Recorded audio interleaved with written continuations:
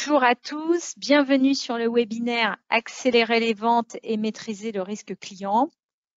Je suis Magali Mercier-Giacometti, je suis directrice du développement et de l'international chez Urios et je suis très heureuse de vous recevoir ce matin à l'occasion de ce webinaire d'une demi-heure qui tentera de vous apporter des clés de lecture dans la situation actuelle pour vendre et sécuriser le cash. J'ai le plaisir ce matin d'être accompagnée par Nouza Ziani, notre directrice des risques export et intelligence stratégique. Je pense que certains d'entre vous la connaissent déjà. Avant de laisser la parole à Nouza, je profite de l'opportunité qui m'est offerte à travers ce webinaire pour rappeler qui nous sommes, d'autant que nous avons très récemment changé de marque. Urios BEIC est maintenant Urios. Ce changement de marque a été aussi l'occasion pour nous de changer de logo, de changer d'identité visuelle. Nous avons choisi une police, nous avons choisi des couleurs qui sont plus modernes. On voulait afficher notre volonté de proposer des solutions toujours plus innovantes. Donc, Urios, nous sommes un cabinet conseil. Nous sommes également éditeurs de logiciels spécialisés dans la performance du BFR. Depuis plus de 25 ans, nous accompagnons les entreprises pour développer et sécuriser leur chiffre d'affaires en France, à l'international, sécuriser et accélérer le cash, et puis on va même jusqu'au financement du BFR. Cette présentation sera disponible en replay dès la fin du webinaire sur notre blog et surtout, tout au long de la présentation, n'hésitez pas à nous poser des questions à travers le chat. Nous y reviendrons à la fin de la présentation. Voilà pour tout ce qui est un peu logistique. Et puis, ça a permis, je pense, à tout le monde de finaliser la connexion. Donc, on va tout de suite rentrer, si vous me le permettez, dans le vif du sujet avec quelques chiffres de contexte. Voilà, donc en effet, comme vous le voyez maintenant, je pense, à l'écran, nous sommes dans un contexte sans précédent et ce contexte dans l'univers des entreprises crée des incertitudes pour toutes les entreprises. Alors, le premier chiffre que nous avons souhaité mettre en évidence pour illustrer l'incertitude à laquelle nous faisons face, c'est le pourcentage de confidentialité des comptes qui ne cesse d'augmenter. En effet, selon une étude des Échos qui a été publiée récemment, 47% des entreprises ont opté pour la confidentialité des comptes en 2021. Et 56% des entreprises n'ont pas publié leurs comptes. Donc, en fait, vous avez une forme d'opacité autour de l'information financière de votre écosystème. En réalité, quand on regarde ces deux chiffres, c'est moins de 30% des entreprises qui offrent un accès à leurs comptes. Alors, le deuxième chiffre qu'on met en évidence ici, c'est un chiffre qui a été donné par la CPME et qui a récemment déclaré que 16% des entreprises ne seraient pas en mesure de rembourser leur PGE à échéance. Alors, je sais que tout le monde le sait, mais je le rappelle quand même parce que c'est important pour mettre de la perspective dans ce chiffre. Le PGE, c'est 650 000 entreprises françaises qui en ont bénéficié et ça représente une enveloppe de 132 milliards d'euros. À ce jour, le temps imparti de remboursement, c'est 6 ans. Il y a un différé de 2 ans. Il y a des discussions très importantes qui se déroulent pour proroger le PGE de 2 ans, donc l'amener jusqu'à 8 ans. Et il y a des discussions même un peu plus larges qui permettraient aux entreprises, dans certains cas, en fait, de regrouper l'ensemble de leurs dettes pour l'étaler encore plus. Mais quoi qu'il en soit, ce chiffre de 16%, cette déclaration de la CPME, elle est largement supérieure aux prévisions qui avaient été faites l'an dernier par la BPI, qui étaient de l'ordre de 5 à 6% de défaillance de remboursement à l'issue des 6 ans. Et donc, du coup, quand on regarde ça de manière encore plus haut, avec plus de hauteur, on comprend aisément le chiffre qui nous est donné par le MEDEF sur les défaillances des entreprises. Et le MEDEF propose 50 000 défaillances d'entreprises, mais en réalité, c'est une vision extrêmement optimiste puisque 50 000 défaillances d'entreprises, c'est le chiffre plutôt normal, annuel des défaillances. Et beaucoup d'acteurs, dont les assureurs crédits, pensent qu'il va y avoir un rattrapage des défaillances qui n'ont pas eu lieu en 2020. Elles n'ont pas eu lieu tout simplement parce qu'elles ont été aidées par le gouvernement. Donc l'an dernier, on était de l'ordre de 34 000. Donc si on regarde par rapport aux 50 000 annuels, il faut s'attendre en réalité à 50 000 défaillances normales, plus le rattrapage des défaillances qui n'ont pas eu lieu l'an dernier. Donc plus de 62 000, entre 62 et 65 000 entreprises qui pourraient faire défaut en 2021. Donc, si on résume, on a 3 éléments, une opacité sur les éléments financiers, des prévisions à la hausse de non-remboursement des PGE et des prévisions à la hausse des défaillances, non seulement par rapport à 2020, mais aussi par rapport à 2019. En plus, alors je n'ai pas illustré sur cette slide, mais vous le savez sûrement, hein, il y avait eu aussi des dispositifs étatiques de type CAP et CAP+, qui avaient été mis en place. Et ces dispositifs, ils vont se terminer pour la partie domestique en juin 2021, donc demain, et pour la partie export en décembre 2021. Donc en fait, on se retrouve dans une situation, pas de visibilité, pas d'aide étatique, et on sent en fait qu'il va y avoir des tensions, et que ces tensions en fait vont créer un effet ciseau, notamment sur vos garanties, vos limites de crédit. Donc, quand on regarde dans le détail, on se rend compte qu'il y a un impact fort sur votre BFR, qui peut être un frein à la reprise. Et ces impacts, ils sont de 2 ordres. Sur la partie client, vous allez avoir le poids de votre poste client qui augmente, vous allez avoir un risque client qui est de plus important, et de l'autre côté, sur la partie fournisseur, vous allez avoir un durcissement du crédit fournisseur, et pire encore, une désorganisation de ce cycle. J'ai voulu, pour bien expliquer pourquoi on met l'accent sur le risque client, montrer dans la slide suivante l'impact qu'a un impayé sur le chiffre d'affaires. Parce qu'en fait, plus la marge d'une entreprise est ténue, plus il faut redoubler d'efforts commerciaux pour compenser cette perte. Donc, quand vous êtes dans une situation difficile, quand bien même il y a de la reprise, il y a la lumière et la reprise, c'est extrêmement important de se protéger pour pouvoir mettre ces efforts commerciaux et créer de la rentabilité. Sinon, regardez dans le tableau qui vient d'apparaître à l'écran, vous avez une marge par exemple de 10%, vous avez un impayé de 100 000 €, il va falloir réaliser 1 million d'euros de chiffre d'affaires supplémentaire pour compenser cette perte. Alors, bon voilà, là je montre des chiffres qui sont le reflet de la réalité, mais quand même, Nouza, je me tourne vers toi, dans un environnement économique tendu, avec l'opacité des informations financières, mais la lumière au bout du tunnel de la reprise, hein, parce que malgré le confinement d'avril 2021, la Banque de France, même si elle a revu ses chiffres à la baisse, pense qu'il va y avoir une croissance de l'ordre de 5%. Donc, Nouza, il y a des solutions quand même. Qu'est-ce qu'on fait?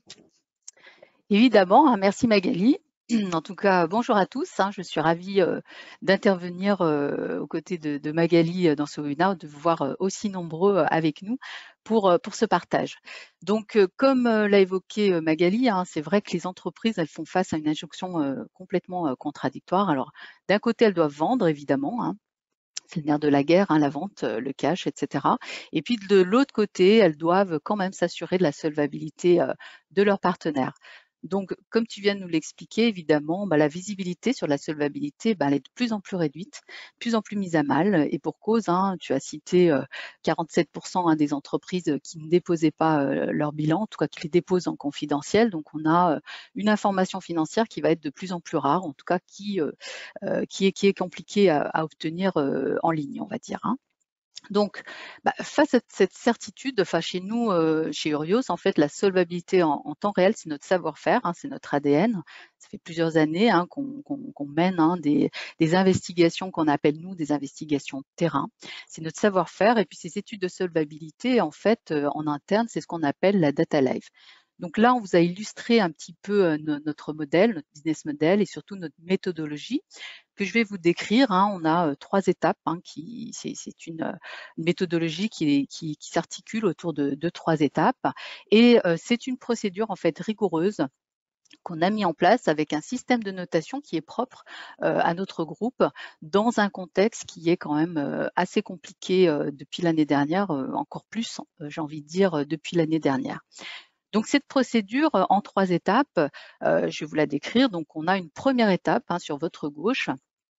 Alors, en quoi elle va consister, cette première étape? Alors, chez nous, nos analystes vont collecter en fait une information qu'on a un petit peu splittée en deux grandes familles de données. On a des données qui sont non structurelles, qui vont être disponibles, de la source ouverte, évidemment.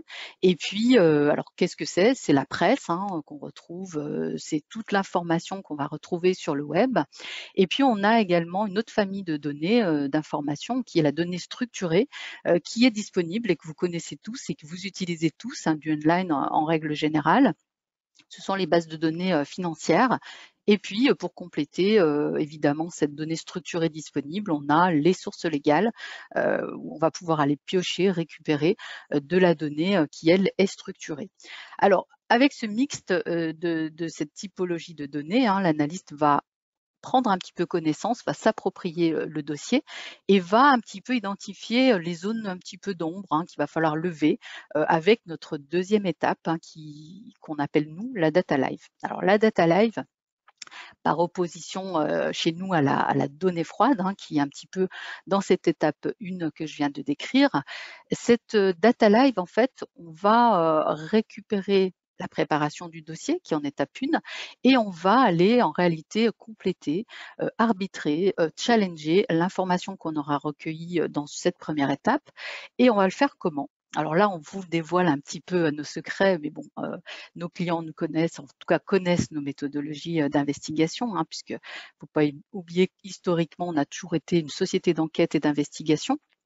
Donc, on va récupérer cette première information de la première étape et on va aller la challenger en réalisant plusieurs interviews. Alors, de plusieurs natures. On a une catégorie de sources qu'on va aller activer en fonction en fait de l'orientation que notre client nous aura demandé au préalable, hein. Donc, soit c'est une étude de solvabilité orientée client, soit c'est une étude de solvabilité orientée fournisseur. En tout cas, on a une méthodologie, un tronc commun qui va être d'aller déjà appeler en premier lieu, et c'est cette première étape, hein, on va aller appeler les membres de l'entreprise. Donc oui, on appelle en direct la cible elle-même pour un petit peu échanger avec elle, voir déjà si l'information qu'on a récoltée en étape 1, elle est toujours à jour. Il peut y avoir des délais, puis du temps qui a passé entre une publication d'un bilan, entre un changement de dirigeant, d'actionnaire, hein, ce sont des données identitaires qu'on va quand même remettre à jour à la date du dossier. Donc à chaque étude, en tout cas, on appelle à chaque fois, on remet à jour un petit peu de manière humaine, entre guillemets, avec une intervention humaine, ces éléments-là. Alors, qui vont être un peu nos interlocuteurs au sein de l'entreprise? Naturellement, en fonction de la typologie de la société, de sa taille, de son secteur, de son périmètre, hein, parce que vous le savez qu'on est aussi à l'export, on va appeler un dirigeant d'entreprise, un directeur financier, un directeur des achats. Ça peut être aussi un cabinet extérieur comptable, parce que des petites entreprises, vous le savez aussi bien que moi, on peut aussi tenter cette source-là. En tout cas, on peut aussi avoir plusieurs interlocuteurs dans une même société cible, hein, parce que l'organisation de l'entité fait qu'elle est tellement grosse qu'il va falloir qu'on aille chercher l'information là où elle va être, hein, c'est-à-dire vers une fonction achat, vers une fonction juridique, vers une fonction finance évidemment. Et on va un petit peu matcher, échanger avec nos interlocuteurs de la société sur les informations qu'on a et puis surtout, on va essayer de chercher quelque chose de plus à jour. Qu'est-ce qui s'est passé depuis la dernière publication de l'événement à aujourd'hui en matière de trésorerie, en matière d'activité, en matière de clients, en matière de fournisseurs. On va un petit peu échanger avec ces typologies de sources sur ce type d'information qui va nous donner de la valeur ajoutée en fait à notre donnée. Voilà, donc c'est vrai qu'il y a des choses confidentielles qu'on échange, hein, on l'a rappelé tout à l'heure, hein, je vous rappelle qu'on est habilité, nous, à aller consulter les bilans qui sont déposés en confidentiel. On va évidemment pas les restituer en tant que telles dans nos études de solvabilité. En revanche, elles vont entièrement participer à notre cotation finale, à notre vision finale du dossier. Donc c'est important. Et puis aussi, ce que je tenais aussi à dire, c'est que parfois sur ces comptes confidentiels qui sont déposés par les conseils des entreprises, assez souvent c'est coché de manière automatique par les experts comptables. En tout cas, on voit ce cas de figure nous au niveau opérationnel et le fait d'échanger avec la cible elle-même en lui indiquant quand même, en lui démontrant un petit peu l'intérêt qu'a l'entreprise à communiquer sur sa donnée financière, surtout dans un contexte un petit peu incertain qu'on traverse aujourd'hui, et bien parfois on arrive à lever cette confidentialité à notre niveau et qu'on va partager au final avec notre client et la société cible. Et puis, ça va permettre un petit peu d'avoir un peu plus de vision, en tout cas un peu plus de visibilité financière sur une société qui, au départ, avait un dépôt de compte confidentiel. Bon, ça, c'était un petit exemple à part, évidemment. Hein, toutes les entreprises ne nous attendent pas avec une porte ouverte, mais il n'empêche que nos analystes sont rompus aux techniques d'investigation, aux techniques de questionnement. Ça fait quelques années hein, qu'on fait ça. Donc, et puis, on commence un petit peu à être connu, donc on arrive quand même à avoir des informations intéressantes sur cette donnée financière. Donc ça, c'était l'interview entreprise.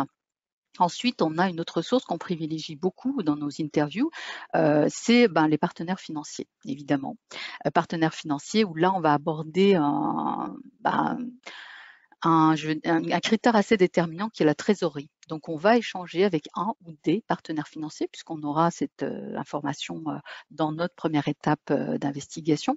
Et puis, on va aller échanger avec eux. Alors, ils nous connaissent, hein, ils savent qu'on peut aussi aider leurs clients, les clients de leurs clients, à un petit peu lever le voile. Hein. On est sur du crédit fournisseur, c'est du crédit gratuit, je vous le rappelle. Donc, quelque part, même si évidemment, vous le savez comme moi, ces informations ne vont pas façon confidentielle. Hein. En tout cas, l'échange qu'on va avoir avec ces partenaires va être ultra intéressant. Pourquoi? Parce qu'on aura une vision beaucoup plus concrète de la trésorerie au moment de l'enquête, en fait. Alors, on va poser des questions assez directes hein, avec cet interlocuteur qui est privilégié chez nous, évidemment, de type est-ce qu'il est engagé? Alors, est-ce qu'il est engagé? C'est un signe. Sur quelle typologie de ligne il est engagé? C'est aussi voir un petit peu jusqu'où va ce partenaire financier qui connaît très bien, qui voit les mouvements un petit peu tous les jours de son client. Et puis surtout, voir un petit peu sa vision à lui de la trésorerie, comment il la qualifie. Et voir s'il y a un contexte de groupe, si notre société cible est plutôt dans une position emprunteuse ou plutôt à l'inverse vis-à-vis de son groupe d'appartenance, par exemple. Donc, on va pouvoir aller creuser cet aspect trésorerie qui va être ultra intéressant à remonter dans notre étude de solvabilité. Donc ça, c'est vraiment, en tout cas côté français, je vous parlerai peut-être un petit peu tout à l'heure de l'export aussi, mais côté français, c'est vraiment une des sources que l'on privilégie. Et puis enfin, une troisième catégorie de sources, ce sont des interviews qui vont être menées par nos analystes sur ou des clients ou des fournisseurs. Alors en fonction, encore une fois, de l'orientation de départ de l'étude de solvabilité, si c'est une orientation un risque fournisseur ou un risque client, on va aller interroger soit un fournisseur, pour un encours client, soit un client pour une évaluation d'un fournisseur. Bon, la méthodologie est la même, mais il n'empêche que sur un risque fournisseur classique, un risque client pardon classique, quand on va interviewer un fournisseur, on va s'apercevoir quand même que on va pouvoir dessiner un profil payeur de notre société cible. Alors évidemment, l'intérêt, vous l'aurez compris, c'est d'en appeler plusieurs. L'intérêt aussi, c'est d'appeler les principaux, ceux qui vont nous reporter, nous remonter une information qualifiée sur un profil, un comportement de paiement, cette fois en temps réel et pas uniquement lié à des expériences de paiement qui sont très très bien, hein, mais en tout cas, ce sont des expériences de paiement terrain qui vont être qualifiées et ça va nous permettre, nous, d'avoir aussi cette vision et de compléter cette vision du comportement payeur de la société cible et d'avoir aussi d'échanger avec ses partenaires commerciaux sur l'ancienneté de la relation, sur peut-être éventuellement s'ils sont assurés crédit, peut-être éventuellement s'ils ont eu des retards de paiement, le chiffre d'affaires qu'ils génèrent avec eux. Alors, d'où l'intérêt. En fait, tout est lié hein, dans ces cibles qu'on va interviewer, d'où l'intérêt en réalité en amont quand on prépare, quand l'analyste prépare le dossier, de bien identifier quels sont les principaux fournisseurs de cette cible, quels sont les principaux clients de cette cible. Pourquoi? Parce qu'en fait, on va se faire une sorte de livre de sources qu'on va ouvrir, activer en fonction de la typologie et du risque du moment. Et puis, on va les piocher. On ne va pas les appeler n'importe quel fournisseur, on ne va pas les appeler n'importe quel client. Ça sera préqualifié et ça, d'autant, on gagnera du temps et en plus, on aura une information qui va nous servir dans notre cotation finale. Donc, vous l'aurez compris, on a un petit mélange de tout ça. Évidemment, on fait du renseignement économique, du renseignement financier. Et le propre du renseignement financier, c'est de recouper l'information. Une information est une information. Si elle n'est pas recoupée, elle ne peut pas devenir du renseignement financier. D'où cette interconnectivité entre ces différentes sources qui sont activées avec une méthodologie qu'on qu'on donne à nos analystes, ils sont formés à cela, des techniques d'investigation téléphonique, etc. et puis du recoupement d'informations. Ça, c'est ultra important de recouper l'information. On ne peut pas être en monosource. D'une, c'est dangereux. De deux, on ne peut pas valider une information qu'on aura récoltée. Donc, le fait de recouper l'information, c'est vraiment notre cœur de métier. C'est de la donnée qui est vérifiée et c'est ce qu'on appelle, nous, chez nous, la data live. Donc, du coup, ça complète évidemment toute la première partie qui est très importante, qui va nous permettre de vous fournir au final un rapport qui va être structuré avec une information à jour, qui va être qualifiée, qui va être challengée et qui va permettre, et ça sera ma transition pour l'étape 3, de vous présenter in fine un rapport avec une synthèse. Et sur cette synthèse, on va avoir cette fois vous décrire un score. Vous aurez un score de solvabilité, un score de compliance, un score d'évaluation de pérennité, de limite de crédit conseillé. Donc on va y revenir sur cette troisième étape, qui est la troisième étape de notre méthodologie d'investigation. Et effectivement, alors, ces études de solvabilité, évidemment, avec ce qu'on sait aujourd'hui de la crise, il y a le score de solvabilité qui est entièrement lié à l'aspect financier et puis on a un score de résilience sur lequel on va revenir plus tard. Donc le score de solvabilité, comme vous le voyez sur le troisième bloc d'investigation Urios, c'est un score qui est sur une échelle chez nous qui est de 1 à 5 et qui va déterminer la solvabilité de la société cible, ce qu'on appelle nous la société cible sur laquelle on mène l'investigation. Et cette note, en fait, elle va pouvoir vous permettre de prendre la bonne décision, en tout cas notre conseil en matière de crédit. Et surtout, elle va aussi être liée à votre appétit au risque, évidemment. Le deuxième score que vous allez voir dans cette synthèse, dans notre étude de solvabilité, c'est un score de compliance. Alors, compliance, on en entend beaucoup parler en ce moment. Donc, au-delà de la solvabilité, là, il va s'agir en fait de mesurer, de checker, vérifier l'intégrité du partenaire, du tiers avec lequel vous allez traiter, enfin en tout cas la société va traiter, qu'il soit client évidemment, qu'il soit fournisseur. Et évidemment, ce score-là, il fait écho, notamment au dispositif anticorruption de l'AFA, de la loi Sapin 2 que vous connaissez tous. Et là, on traite l'histoire de l'évaluation du tiers à travers ce score de compliance. Le troisième item qu'on va décrire, ça va être un score d'évaluation de la pérennité. Alors là, on est davantage sur une vision long terme de la relation commerciale, parce que en général, d'ailleurs, c'est un risque fournisseur qui est adressé quand on indique notre évaluation. Pourquoi? Parce que évidemment,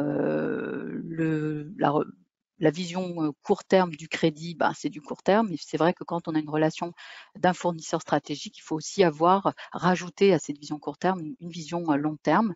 Et là, on va s'attacher à voir au niveau des achats comment cette société elle est organisée et voir si dans la pérennité, cette société, enfin si la pérennité de cette société, elle est assurée à travers les différents éléments qu'on aura recueillis avec les différentes sources qu'on aura activées au moment de nos investigations.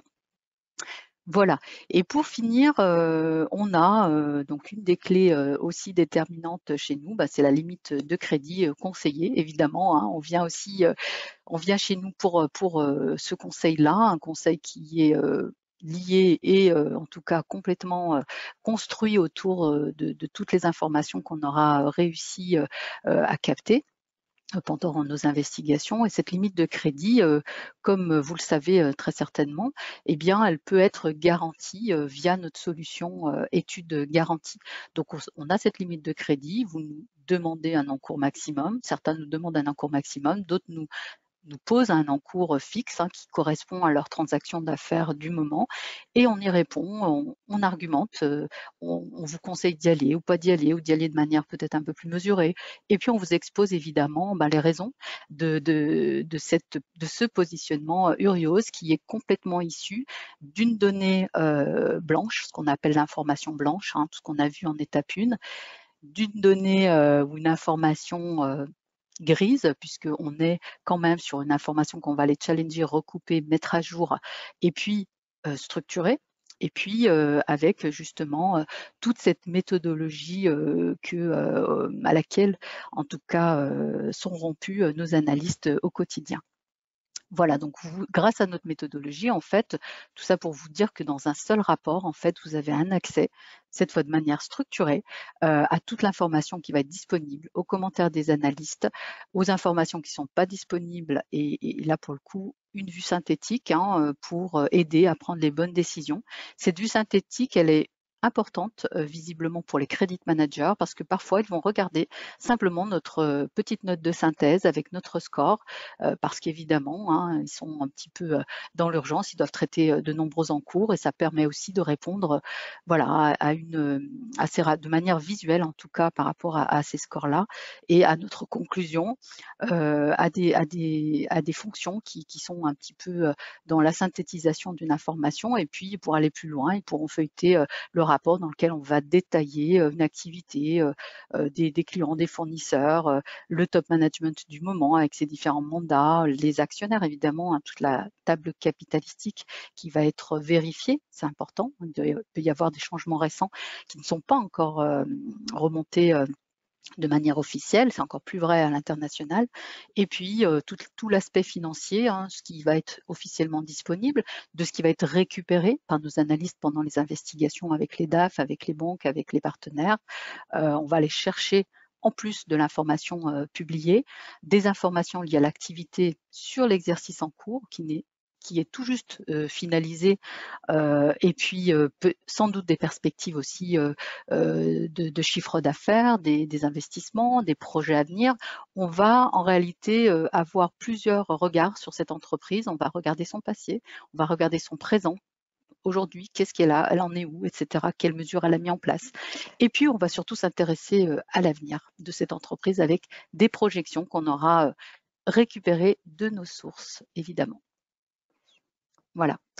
Alors, l'enchaînement hein, par rapport justement à toutes ces données qu'on aura identifiées, on voulait revenir un petit peu sur le score résilience Covid hein, qui était nouveau, hein, qui est arrivé avec la crise, hein, parce que nous, on est aussi une PME, hein, on a été obligé de s'adapter pour nous-mêmes et puis surtout pour nos clients, pour qu'on puisse répondre aussi à cet enjeu de résilience parce que évidemment les sociétés ont été confrontées de manière assez brutale et puis ça dure hein, visiblement justement à cette pandémie, à cette crise et on a créé un score Covid-19, résilience Covid, qui va mesurer en réalité la capacité que a la société cible à se retourner, à perdurer et à surmonter cette crise. Voilà. Alors, chez nous, ce score de Covid-19, il est construit autour de 5 critères qui nous paraissent clés, pertinents. Alors, on va un petit peu les détailler ensemble. Hein. On a évidemment le premier critère qui est le critère de la trésorerie. Donc, l'idée ici, en fait, c'est de déterminer de quel volant de trésorerie dispose l'entreprise au moment où on va faire l'étude de solvabilité. Évidemment, on considère qu'une trésorerie créditrice à 12 mois, c'est un élément positif, c'est sûr. Et à l'inverse, en fonction des différentes interviews, on peut s'apercevoir que la trésorerie elle est mise à mal, qu'elle est tendue, et puis voilà, donc de manière structurelle, donc et que ça risque même d'être aggravé, exacerbé par la crise qu'on continue et qu'en plus on peut ne pas avoir de perspective d'amélioration de sa trésorerie. Tous ces éléments vont être récoltés au moment de l'enquête. Donc ce critère trésorerie il est très important dans notre score Covid. L'autre critère qu'on va un petit peu décortiquer hein, au cours de notre étude, hein, évidemment, mais qu'on va ramener ici schématiquement parlant, c'est l'organisation. Alors l'organisation, c'est en réalité l'activité de l'entreprise. On va essayer de comprendre comment, dans ce contexte de crise, comment l'activité a été réorganisée, etc. On sait pertinemment qu'il y a des secteurs qui ont été boostés avec la crise. Hein. On pense au secteur de l'IT, au BTP, au e-commerce, etc., l'alimentaire ou encore les produits de jardinage. Et puis, inversement, il y a d'autres secteurs qui ont subi de plein fouet cette crise et qui ont été complètement impactés négativement cette fois par la crise. Donc évidemment, on va l'illustrer à travers ce score Covid sur l'aspect organisation activité. Le troisième critère qu'on va mesurer sur ce score de résilience, ça va être le critère des clients. Voir un petit peu comment l'entreprise, elle a géré en fait son poste client. Est-ce qu'elle a pu, à travers cette crise, si elle était dans un good mood, hein, si elle a pu évidemment récolter de nouveaux clients, trouver de nouveaux relais de croissance, récupérer des parts de marché, ou au contraire, si elle a perdu un certain nombre de clients. Alors ça suppose évidemment qu'on ait une parfaite connaissance de l'organisation de la gestion de son poste client, hein, identifier ses principaux partenaires, quelle typologie, quel périmètre, et voir un petit peu quel a été l'impact, voir combien de clients elle a perdu potentiellement, etc. Donc on va creuser un petit peu cet aspect en abordant le score résilience Covid sous l'angle du client, enfin, de la gestion du poste client au sein de l'entreprise, évidemment. Alors, quatrième critère sur ce score résilience, c'est les RH, évidemment. Alors les RH, pourquoi c'est même logique, hein, puisque évidemment, tout de suite, hein, certaines entreprises ont licencié, ont eu recours au chômage partiel, et d'autres, au contraire, ont embauché. Il y en a, oui, qui ont embauché.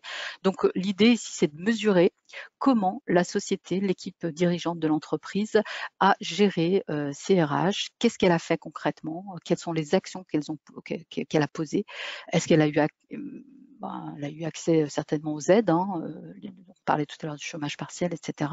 Donc on essaie de comprendre un petit peu comment ont été organisés les RH pendant cette période, et toujours d'ailleurs sur cette période de pandémie. Donc ça, c'est très important. Et enfin, le dernier critère de ce score Covid, c'est le poste fournisseur. Pourquoi? Parce que si la société cible a subi une défaillance d'un de ses fournisseurs stratégiques, vous connaissez l'effet domino, hein. Évidemment, elle risque d'être complètement impactée, surtout si elle n'a pas anticipé avec un fournisseur, par exemple, de substitution, ou voilà, trouver des solutions rapidement. Voilà, donc l'idée ici, c'est de creuser un petit peu cette organisation des achats en interne au niveau de l'entreprise qu'on va interviewer, et c'est important de le souligner. Et ces 5 items, en fait, ce sont ceux qu'on a considérés comme les plus pertinents, qui pouvaient alimenter notre score de résilience Covid. Voilà. Merci. Merci Nouza, c'est très passionnant. Merci de nous avoir dévoilé les secrets de fabrication. Et je pense que c'est intéressant, maintenant qu'on connaît tous ces secrets, de regarder concrètement comment se construit une étude et les bénéfices qu'on peut avoir à travers ce savoir-faire que tu viens de nous décrire. Alors, je vous ai apporté ici l'exemple que vous voyez maintenant à l'écran de la société X. Et concrètement, comment ça se passe? On s'imagine quelqu'un qui vient nous voir pour nous demander s'il pourrait travailler avec la société X. Et la première chose qu'on s'aperçoit, c'est tout simplement que nos partenaires bases de données vont pouvoir donner un encours sur cette dite société X jusqu'à 11 000 € maximum. On voit même à l'écran qu'un de nos partenaires ne peut pas proposer de limite de crédit à cette société. Alors, on a fait tout ce que vient de décrire Nouza dans le détail, et nous constatons que grâce à ces informations, et malgré le secteur de l'entreprise, qui a donc été fortement impacté pendant le confinement, on a eu des éléments très rassurants. Alors, exemple, le premier élément rassurant, c'est que dès la sortie du premier confinement, tous les collaborateurs ont repris l'activité à 100%. L'activité est en progression et elle permet de générer du cash. Et ce qu'on a découvert, c'est que ce cash, en fait, est suffisant, à tel point que l'entreprise n'a pas eu besoin de demander la deuxième tranche du PGE. On a également discuté et pu obtenir un chiffre d'affaires prévisionnel pour juin 2021. Et là encore, on a une projection très favorable, que ce soit en termes de chiffre d'affaires ou que ce soit en termes de rentabilité. Donc, au final, quand on met en place en fait tout le process que vient de décrire Nouza, on se rend compte que finalement, il n'y a pas d'éléments négatifs. Il y a plutôt des éléments positifs. Et en fait, nous, notre recommandation, ce serait plutôt d'accorder 100 000 € d'encours. Donc, finalement, ce qui correspond à la demande du client. Sauf qu'en fait, 100 000 € d'encours, c'est 10 fois plus que les recommandations de nos partenaires. Et donc, en fait, 10 fois plus de ventes potentielles. Alors là, on vous a pris un exemple qui est très en faveur de la reprise, puisqu'il permet de booster les ventes. Mais l'intérêt aussi de tout ce que vient de vous décrire Nouza, c'est justement de savoir quand est-ce qu'on peut booster les ventes et surtout de savoir quand est-ce qu'on ne peut pas et qu'il faut savoir freiner ou arrêter le business avec cette entreprise parce que c'est trop risqué. Alors, on a fait un focus très important sur la solvabilité. On est même un petit peu en dépassement du temps qui était accordé, mais je pense quand même que Nouza veut nous dire quelque chose de très important sur le cycle d'exploitation parce qu'en réalité, Nouza, la solvabilité, ce n'est que le point de départ, n'est-ce pas, du cycle d'exploitation? Exactement, Magali. C'est vrai que nous, de manière générale, le rapport de solvabilité, ça va être le point de départ, comme tu l'as dit, de notre cycle d'exploitation, enfin en tout cas du cycle du poste client. Mais vous le savez peut-être, on a plusieurs solutions à différentes étapes de ce poste client, de ce cycle d'exploitation. Aujourd'hui, avec le contexte qu'on a décrit au cours de ce webinaire, évidemment, ça va être l'étude garantie qui va avoir le vent en poupe, parce qu'on cherche de la garantie, on cherche à se sécuriser. Et puis, l'étude de solvabilité qu'on a décrit un petit peu en détail, et puis le logiciel de recouvrement de créances. Ce sont vraiment ces trois solutions aujourd'hui qui sont les plus sollicitées parce qu'on est dans un contexte un petit peu inédit. Mais il faut savoir quand même qu'on peut vous accompagner en amont, en aval de ce poste client à différents stades. Vous le voyez ici sur la frise de toute façon. Et c'est beaucoup plus large. Vous pouvez nous solliciter à n'importe quel stade. On sera ravis en tout cas de vous accompagner sur toutes ces typologies-là, même si aujourd'hui, effectivement, c'est plus la solvabilité, l'étude garantie et puis le logiciel de recouvrement de créances qui sont les plus sollicités. Voilà. Alors, merci Nouza, c'est passionnant. Je sais que sur ce sujet, on pourrait faire un webinaire à part entière. La présentation sur la thématique du webinaire touche à sa fin, mais je sais qu'on a beaucoup de questions. Alors, même si on a dépassé un petit peu, je pense qu'on va essayer de répondre à quelques questions pour les auditeurs. Et peut-être la première question, elle est pour toi, peut-être Nouza, puisque tu as tendu une perche tout à l'heure avec l'export, et donc il y a quelqu'un qui nous demande est-ce qu'on propose également des rapports de solvabilité à l'export? Qu'est-ce que tu peux nous dire, Nouza, sur cette question? Oui, oui, bien sûr, naturellement, on est sur le périmètre France, mais sur le périmètre export aussi depuis toujours, d'ailleurs. On adresse tous les pays. On a la même méthodologie. Alors évidemment, vous l'aurez compris, qu'il y a des sources qui vont être différentes de par la nature du pays de domiciliation de la société sur laquelle on va faire l'étude. Donc, on connaît assez bien chaque pays, la culture de l'information, là où on va récupérer l'information aussi. Donc, on a le même tronc commun qu'on a décrit tout à l'heure avec les 3 étapes.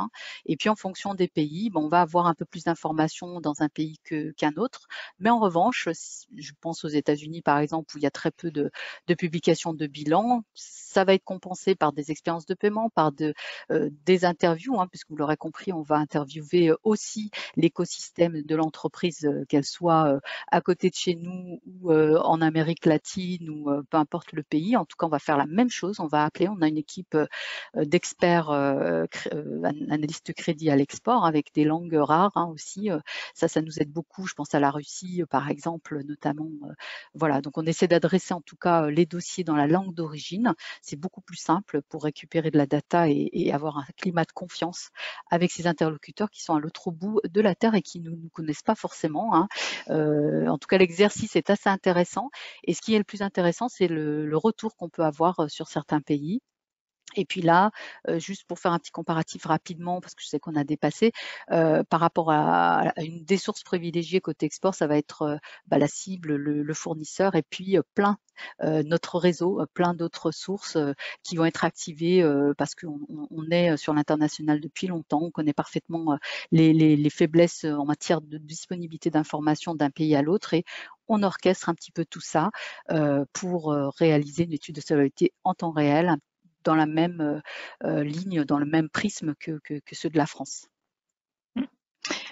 Merci donc. Alors, je vois qu'il y a une autre question aussi qui doit être liée aux garantie. Vous avez parlé de garantie et de recommandations. Concrètement, de quoi s'agit-il? Alors, si tu veux bien, Nouza, je vais peut-être répondre à cette question. Oui, en effet, comme le disait Nouza, on va donc jusqu'à l'étude garantie. Donc, nous avons développé un partenariat avec l'assureur crédit AIG et ça nous permet de garantir les recommandations que nous proposons dans nos rapports, comme le disait Nouza tout à l'heure. Donc, quand vous avez un besoin de garantie sur un acheteur stratégique, que ce soit parce que votre limite de crédit n'est pas suffisante, que ce soit parce qu'elle est refusée, ou tout simplement vous n'avez pas d'assurance crédit et vous souhaitez garantir un client stratégique parce que c'est important, eh bien, n'hésitez pas à nous solliciter et on mettra en place toute la méthodologie qui a été décrite précédemment. Alors, il est 42, je crois qu'il y a beaucoup d'autres questions, mais non, on arrête le webinaire pour essayer de respecter le temps qui était imparti. Donc, je vous remercie beaucoup d'avoir assisté à ce webinaire, d'être resté avec nous jusqu'à la fin. Ne vous inquiétez pas si nous n'avons pas répondu à l'antenne à vos questions. On va y revenir individuellement. Merci à tous pour votre participation et Nouza et moi, nous tenons à votre entière disposition pour poursuivre cette discussion. Bonne fin de matinée, à bientôt. Bonne journée, merci beaucoup, au revoir.